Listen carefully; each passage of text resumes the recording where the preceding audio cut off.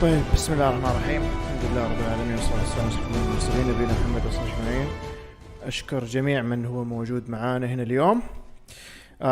بنتفرج اليوم مقاطع، ما حنتكلم في أو ما حنقرأ مقالات كثير.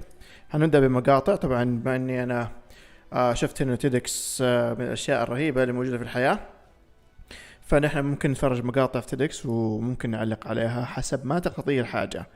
فشكرا جزيلا لحضوركم، شكرا جزيلا لاهتمامكم، وانا اشوفكم في شو اسمه على قولتهم في الشات، فبامكانكم تكتبوا اللي انتم تبغوه. طيب يلا بسم الله. هنبدا مع اول فيديو اللي هو كيف تجعل ذهنك يركز، او how to get your brain to focus. فخلينا نشوف. قولوا لي اذا في الصوت كويس ولا مو كويس. بس دقيقه خليني ارفع من هنا عشان ايش؟ عشان تقدر تسمعوا زي الناس. بسم الله.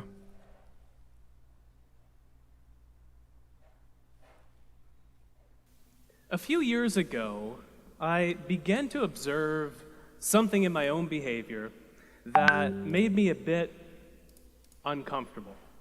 And that was that from the moment that I woke up to the morning, to the end of the day, my life was a series of screens. I started the day with the thing that woke me up first thing in the morning, my phone.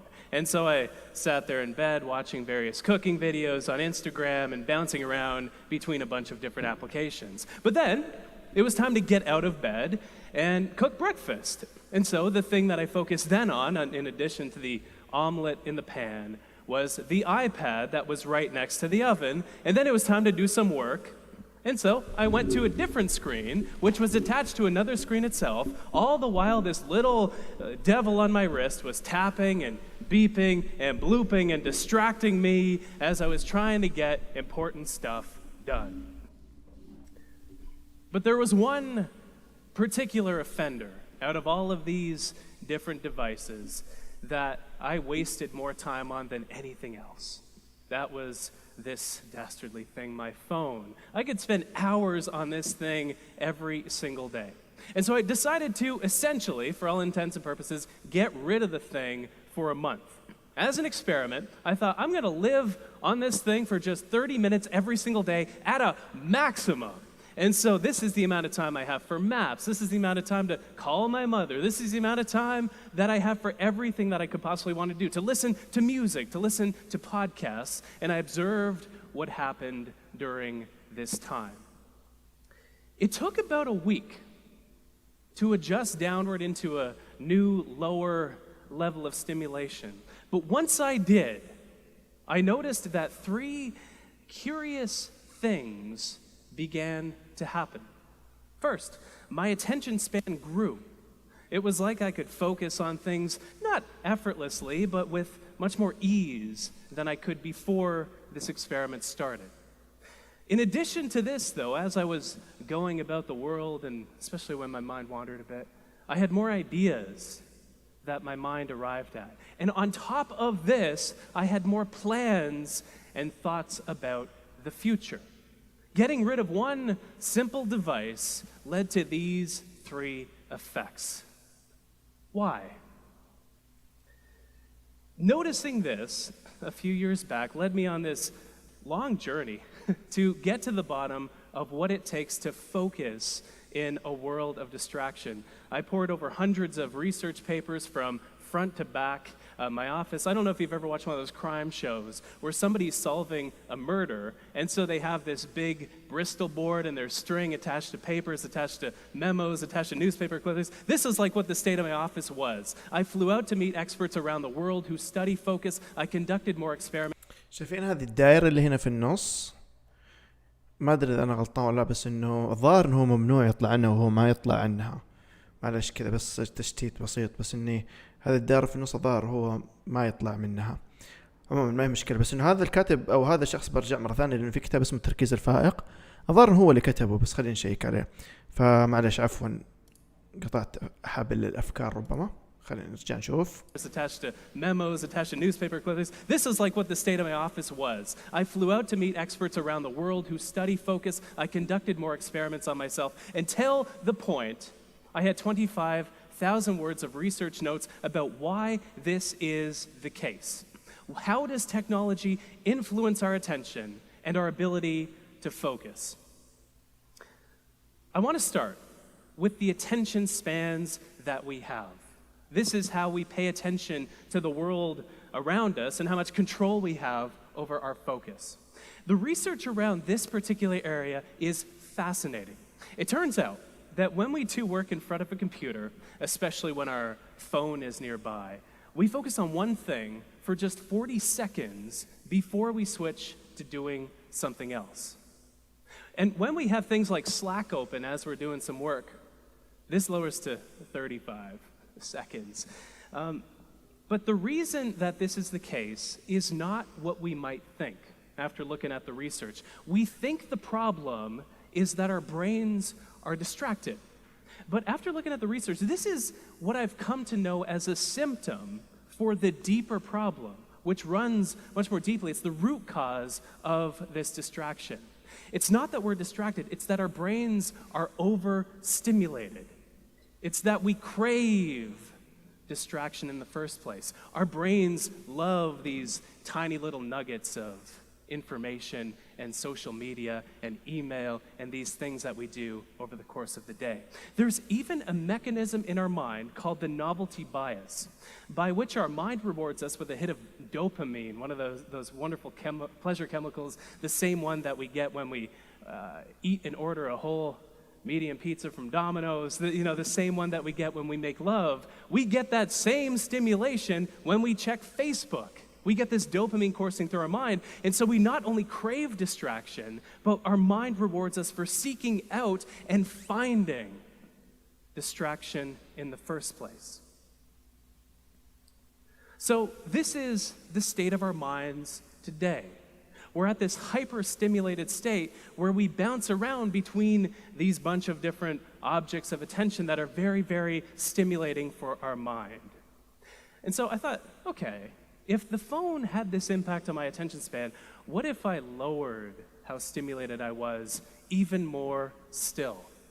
And so, this feeling that we experience when we go from being in a state of high stimulation into a state of low stimulation, it has a name.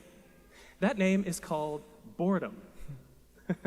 This restlessness that we feel when we have this super busy week and then we're lying on the couch on a Sunday afternoon thinking, all right, what am I doing now?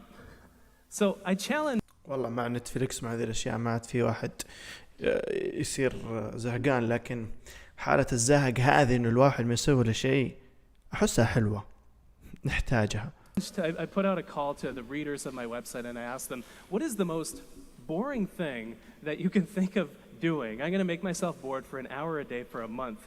And so I did some stuff that I still am upset about from my readers to this day. Day one, I read the iTunes terms and conditions for 1 hour.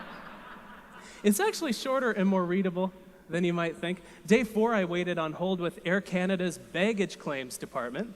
It's very easy. This is the trick. If you want to make yourself bored, don't call the reservations department. Call the baggage claim people, because you're going to wait for hours if you ever get through it all. Day 19, I counted all the zeros that I could in the first 10,000 digits of pi. Day 24, I watched the clock. Tick, tick, for 1 hour. And 27 other activities this month. Jeez. I still think back. But curiously, I noticed the exact same effects as I did during the smartphone experiment. It took about a week for my mind to adjust downward into a newer, lower level of stimulation. And this maps curiously on top of research that shows that it takes our mind about 8 days to fully calm down and rest, like when we're on vacation as an example. Our vacations need to be longer than they are today. But I also noticed that my attention span expanded. I was able to focus even more effortlessly because I wasn't surrounded by fewer distractions, but my mind was so much less stimulated that it did not seek the distraction in the first place. But the fun part were these ideas and plans that struck me that didn't before. And the reason that this is the case is because my mind had a chance to wander more often. There's a great quote that I love that you might be familiar with from J.R.R. Tolkien. where he says that not all those who wander are lost. And the exact same thing is true, it turns out, with regard to our focus, with regard to our attention. If you think back to when your best, most brilliant ideas strike you, you're rarely focused on something. Maybe this morning you were taking a shower, or maybe some morning in the past, and then your mind had a chance to connect several of the constellations of ideas that were swirling around in your mind to create an idea that would never have materialized otherwise if you were focused on something else. ما أدري هذا الكلام صح ولا لا. يعني ظهر هذا الرجال عنده كتاب اسمه التركيز الفائق، خلينا نشوفه. ده هو نفسه التركيز الفائق بالعربي. كريس بيلي، يس أظن هو، أو بيلي، كريس بيلي ظهر هو. بس ما أدري اللي هو صح، يمكن الكلام هذا صحيح في كثير من الحالات، بس معظم الأفكار اللي أنا تجيني تكون من لما أقرأ كتاب. يعني لما أقرأ كتاب أو يعني يكون في شيء معين أو شيء قاعد أقرأه، تتربط الأشياء في مخي وبعدين تجيني أفكار. يعني مو شرط إنه الواحد يكون كذا، بس إنه الظاهر هو عنده سبب وراء هذا الكلام. فخلينا نشوف نكمل الكلام إيش يقول. On your phone, for example. This is a mode, especially when we do this deliberately, when we deliberately let our mind wander. I call this mode scatter focus. And the research shows that it lets our mind come up with ideas. It lets our mind plan because of where our mind wanders to. This is fascinating. It turns out that when we just let our attention rest, it goes to three main places. We think about the past, we think about the present, and we think about the future. But we think about the past less than we might think. Only about 12% of the time, and often the time we're recalling ideas in these thought-wandering episodes. But the present, which is a much more productive place to wander, we wander to think about the present 28% of the time. And so this is, it's something as simple as you're typing up an email and you can't find a way to phrase something because it's very delicate, maybe it's political. You go and walk to another room, you go to another room of the house, of the office, and the solution hits you because your mind had a chance to approach it and prod at that problem from different directions. But here's the thing. Our minds wander to think about the future more than the past and the present combined. Whenever our mind is wandering, we think about the future 48% of the time. This is why when we're taking a shower, we plan out our entire day, even though it hasn't started yet. Right? This is called our mind's prospective bias, and it occurs when our mind wanders. If you're good with math, or maths, I should say, not in Canada anymore, these numbers don't add up to 100. It's because the rest of the time our mind is dull, it's blank, or it doesn't have an idea inside of it. اوكي. الظاهر انه قاعد يقول لي ديكت كوبرايت اوديو ام فيديو. ما يبغى نتفرج على مقاطع. طيب غريبة، ما ادري اذا انتوا في الشات تشوفوا ولا لا، بس الظاهر انه هو ما يبغى يتفرج على مقاطع فيديو. يبدو لي ذلك والله اعلم. طيب نشيل نشوف كذا، ما ادري في احد في الشات ولا لا.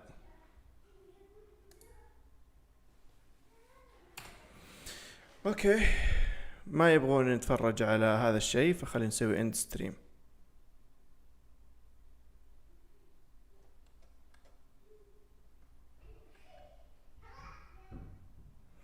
ادري صوت دانا طلع معانا.